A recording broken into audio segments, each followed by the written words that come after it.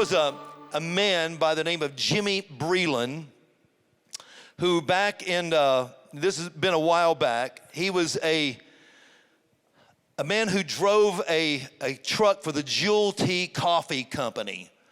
And Jewel Tea Coffee Company was door to door selling coffee and tea. And this man went to the Presbyterian, the Eastern Heights Presbyterian Church in Savannah, Georgia. Jimmy Bryan had an 8th grade education, and because of that, in this Presbyterian church, they didn't feel like he was qualified to teach any of their classes. So Jimmy Bryan had a real heart for boys because he was from a broken home, had a real heart for these young boys that didn't have a father. And so he started inviting these boys to church, but he realized these street kids did not fit in with the other kids. So they were complaining because they didn't fit into this. They didn't know how to act in Sunday school. They weren't dressed like the other kids. They didn't understand the manners of the other kids, and they really didn't fit in. So Jimmy said, well, can you give me a room and I'll teach them myself? I don't want to stop bringing them to church. Will you give me a room? And well, we don't have any rooms. All we have is the kitchen. He said, then I'll take the kitchen.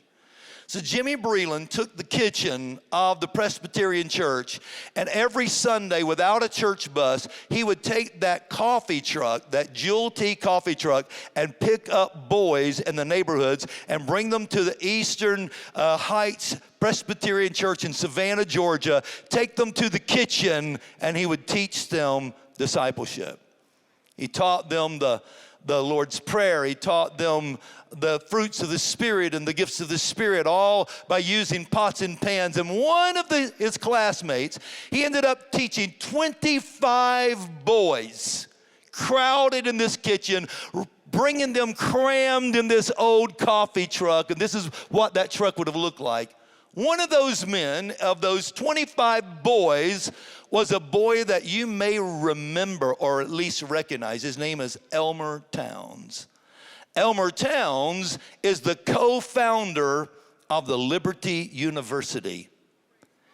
He founded it with Jerry Falwell. Those are the two founders of Liberty University. He got his roots from Jimmy Bryan in a coffee and tea truck sitting in the kitchen of the Presbyterian church because he did not fit in.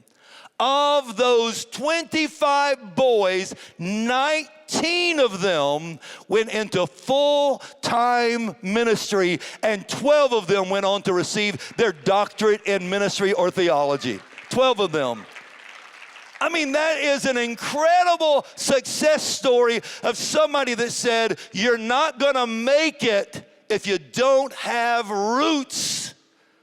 I know you're in and you're out, but we can stop that. I can put the right things inside of you to help you to hold up during the storms of life. And those who sit in that chair, all they need is roots. The solution is roots. The problem is they can't hold on, but the solution is they need one-on-one discipleship to make it work. And then it takes us to the next chair. Now, in this chair, the Bible describes it as thorns, but it describes that the thorns are just cares of life. So listen to this one. Now, these are the ones sown among thorns. They are the ones who hear the word, and the cares of the world, the deceitfulness of riches, and the desires for other things enter in and choke the word, and it becomes unfruitful. Here is a person who loves the word. They receive the word, and to no fault of their own in some cases, the cares of life choke them. Have you ever had something happen in your life that was so debilitating or so unpredictable that it stretched every ounce of faith you had in you? Have you ever had, let me ask it this way. Is there anyone besides me in this room that has ever had too much? And I know the Lord says, I won't put any more on you than you can handle. How many of you ever asked him, Lord, are you seeing this? You said no more than I can handle, and I can't handle anymore. Are you seeing this? I know I'm not the only one. I see hands all over this room saying, God, are you seeing this? Sometimes life just overwhelms you. Somebody gets sick. Somebody loses a job. Somebody loses a car. Somebody loses a part of their body. Somebody goes blind. Someone goes deaf. Someone has heart issues. Somebody gets that doctor's statement you never want to get. And the cares of life just start overwhelming you to the point that it's, I love the Lord. And I have seed in me. I have root in me. But something has happened in my life that I just need help. If somebody doesn't help me, I'm not going to make it. If somebody doesn't push me, I'm not going to make it. I love the Lord, but I need a push. I need a hand. I need somebody to love on me and help me and strengthen me. And if they don't, I don't know if I'm going to make it. The cares of life. He even lists some of those cares of life. Notice he doesn't say riches ruined them. He said the deceitfulness of that ruined them. That probably means their money got stolen from them. That could mean they got so rich that they just put their eyes on money, or it could mean that they got deceived by something and then it was taken from them, and the fact that their money is gone, they find themselves here. Or the things of this world. Notice he says this. He says that the cares of life, the deceitfulness of riches, and the desire for other things. Have you ever had the pull of the world on you, thinking that was the answer, only to realize that once you got there, it had no answers at all? It was actually the problem. And now you find yourself in a place where you say, God, I want to grow. I want to be everything I can be for you, but I'm overwhelmed. I am just exhausted. Lord, I have tried so hard. I love the word, but I need somebody who can help me. Because here's the problem. After a while, they start choking.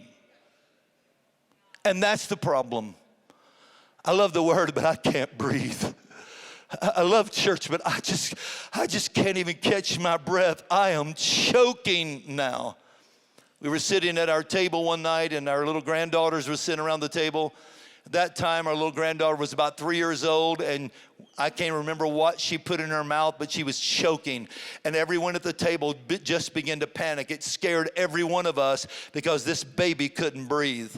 And it was obvious. Her face was turning colors, and she couldn't get any air in or any air out. And I didn't want to stick my finger in there because you could lodge it or push it further. I wasn't sure what to do. I thought she's a little girl. She's a 3-year-old little girl. I can't do the Heimlich. I didn't know what to do. So I did the only thing that I knew to do. I picked her up from the booster chair, and I turned her upside down, and I held her by her legs, and I gently shook her, and it fell out. And then she screamed bloody murder, and we knew then she could breathe, because the sound we heard after that would let us know that she was getting plenty of air. And we didn't care about the cry. But I've thought so many times, if I had not have done that, this story could be told a completely different way. Because there's a lot of people that love the Lord, but they get to a place in their life that they just can't breathe anymore. Lord, it's taken all my joy. I'm praying, God, but it feels like it's going nowhere.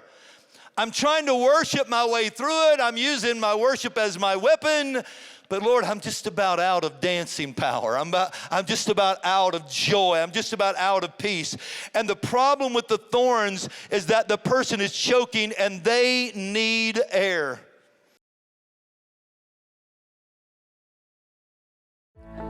Thank you so much for supporting our ministry. If this has blessed you, please say a prayer for us. And if you would like to give, we have 4 ways that you can do that. You can give online at bryancutshall.com, or if you're a PayPal user, just PayPal us at Church Trainer. Or you can also give through the mail at P.O. Box 267, Georgetown, Tennessee 37336. Or if you're a Venmo user, you can Venmo us also at Church Trainer. Thank you, and God bless you, and may the Lord multiply your seed. Now back to Hope in the Word. There's a place called Boys Town, Nebraska. It's in Omaha, Nebraska. And in Boys Town, there is a statue on the outside with a saying that goes back to a story that happened in 1918. Boys Town was opened in 1917 by a man that is known by Father Flanagan, and it was called Father Flanagan's Home for Boys. And he purchased this big piece of property, this big house, because all these boys were being abandoned and they were on the streets and they had nowhere to go. And he saw these boys getting into trouble because their parents had left them or they died, and there was all kinds of circumstances. So he bought this big house and brought all these boys to the house that had no place to live. The next year after he started this, a boy by the name of Howard Loomis came into their property. Now, Howard was different from the other boys because he was a polio victim. And Howard's mother had abandoned him because she did not feel like she could take care of a polio child. So when Howard came to them, he could not walk. He was left there on the steps, and they brought Howard in and got him some metal braces. Now, if you know anything about the early 1900s, these were braces that would not bend. They were straight metal legs, and he had to walk like this if he could walk at all. But the problem with Howard walking is that this building was several stories tall, and to get to his room and to get to the classrooms, he had to get up the stairs.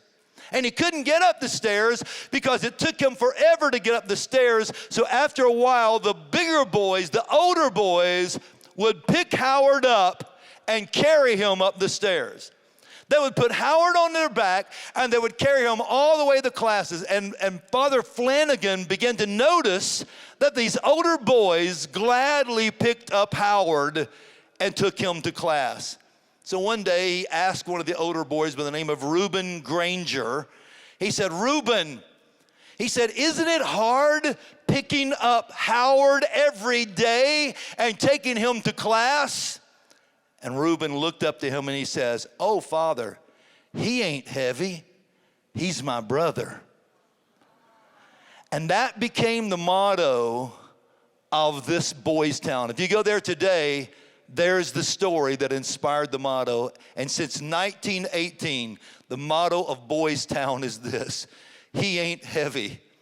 He's my brother. God is looking for a Reuben tonight. Somebody that says, "I know you got problems, but you're not heavy. You're my brother. You're not heavy, you're my sister. I know it's going to take some time, but I love you. I know it's not going to be easy, but I'm not going to leave you in this mess. I know that your life is hard and I don't need to take on any more myself, but you're not heavy. You're my brother." God needs some people, if we're going to win those in the thorny ground who are choking. God needs somebody with a heart big enough to say, "I'll take the hard job, God. I'll take on the tough cases, God. I'm not just going to save myself for the easy ones, the quick testimonies, but Lord, I'll take on those cases nobody wants, and I will be there all the way to the end." Because there are people who love the word, but they're choking, and somebody has to help them breathe. And then he gets to the last one. You know, before I get there, let me just tell you one more story. This happened over 30 years ago. Faith and I, when we were at the church formerly known as the Webster Groves Church before it became Twin Rivers, back in the early days, and we were in our 20s, and we were there at the Webster Groves Church that grew into Twin Rivers later. I've always had a love for Bible prophecy, and even as a young person, I was able to understand and teach a lot of Bible prophecy, even in my 20s. It's just something I've always enjoyed and loved and understood. And so we had a prophecy conference. And I brought in this guy from New Mexico that was just, he was a brilliant mind that had basically memorized the whole book of Revelation. I mean, he was an astounding guy. And we had no money in those days. He stayed at our house with us, and he was teaching this prophecy conference. It was a big deal for us in this little church at the time. And that night we had all kinds of prophecy people come out. I mean, people that never heard of us that were coming out to hear Jack speak, and they just wanted to be a part of this service. And Faith was always on the keyboard, and we had our 2 daughters. They're always dressed in these. She dressed them, you probably don't know what these are, but they were called Martha miniature dresses. Anybody remember those? These big old fluffy dresses. And so that's what our little girls wore to church. And so I remember Brittany and Lindsay sitting on the front row, and church was over, and all these new people that we didn't know were around. We were shaking hands, and finally I came home, and I had locked up the church, and Faith says to me, "Where's Brittany?" I said, "What do you mean, where's Brittany?" And Brittany was 4. And I said, "What do you mean, where's Brittany? I thought she came home with you." "No, I thought she was there at the church with you." All of a sudden, I absolutely panicked.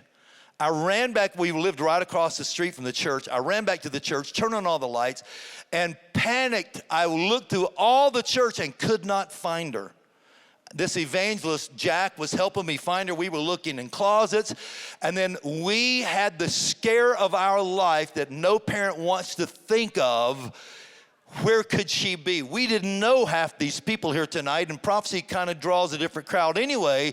So it's like, what has happened to our 4-year-old little girl? And we were absolutely panicked. Right about the time we were about to call 911, the older gentleman who was standing with us said, "You know what? I remember my daughter used to hide in a certain place. Let's check one more place before we call the police." And he went in her bedroom and looked under her bed. And there in that big old pink fluffy dress, Brittany had gotten tired of Bible prophecy and got home before her mama did and her daddy did. We don't know how she got there. She had walked across that street and went and crawled under her bed and was sleeping under her bed. And that's how we found her. Probably one of the scariest moments of her whole life. But do you know why we found her? Because we were looking for her.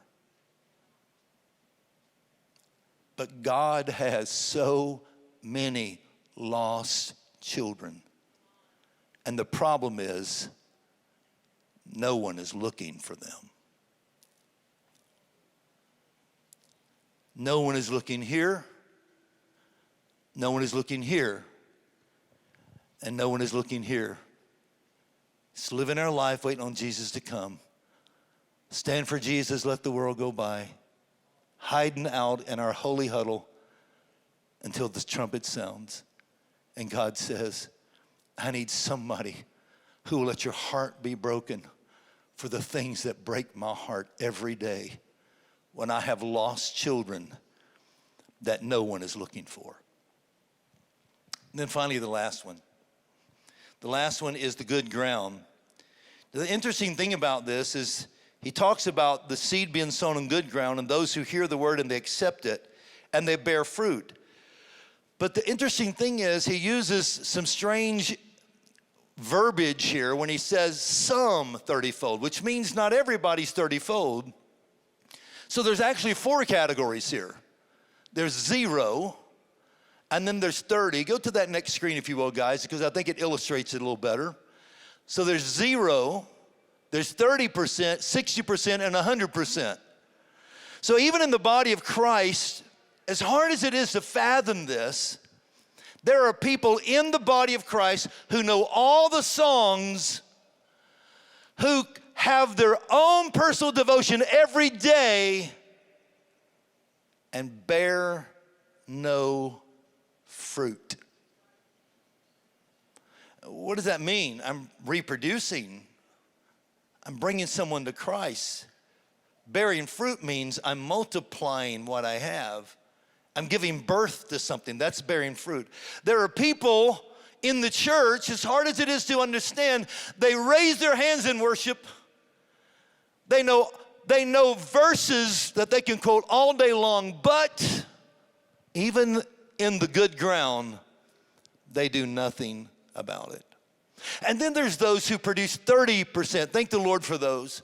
Those who produce 60%. Thank the Lord for those. And there are some that are giving it all they've got, and they're turning it over to 100% fold, the Lord said.